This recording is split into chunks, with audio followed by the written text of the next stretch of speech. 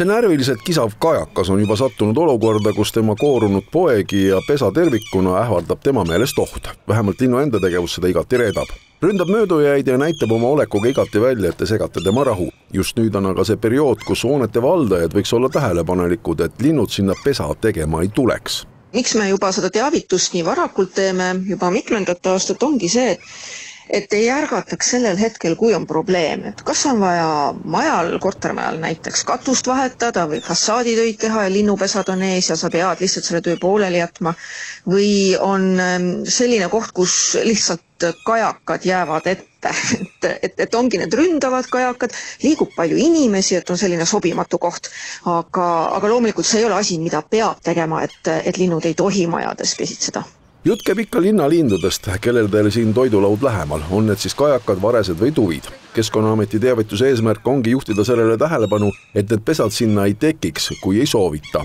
Hiljem nende eemaldamine või juba hävitamine oleks barbaarne. See on tegelikult ka väga tõsine probleem, eriti veel Tallinnas. Kuna kohtasi pole, kuhu pesitsema minna, siis nad teevad täiesti ebanormaalsetesse kohtadesse, näiteks TV3 maja juurde pesa ja lasteaiad ja nii edasi. See tegelikult on väga tõsine probleem ja tuleks tegelikult sekkuda siis, kui on pesa ehitamine ja ka tegelikult ka sellistel puhkudel, kui näiteks lasteaedades on pesad tekitatud ja juba on munetud munad sinna, siis ma eeldan siiski, et need korjatakse ennem ära, kui tibud väljas, sest siis on juba tõsine probleem.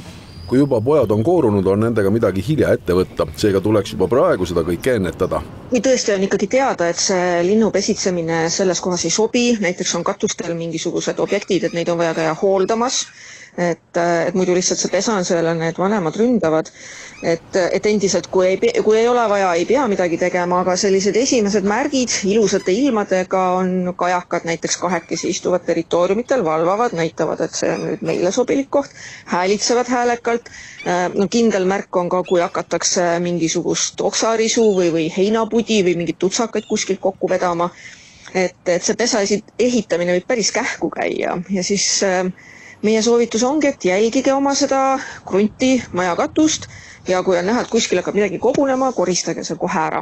Probleeme ei põhjusta linna keskkonnas rändelinnud, kes siis leiavad endale sobivad elupaigad, küll aga võivad muret valmistada pääsukeste pesad.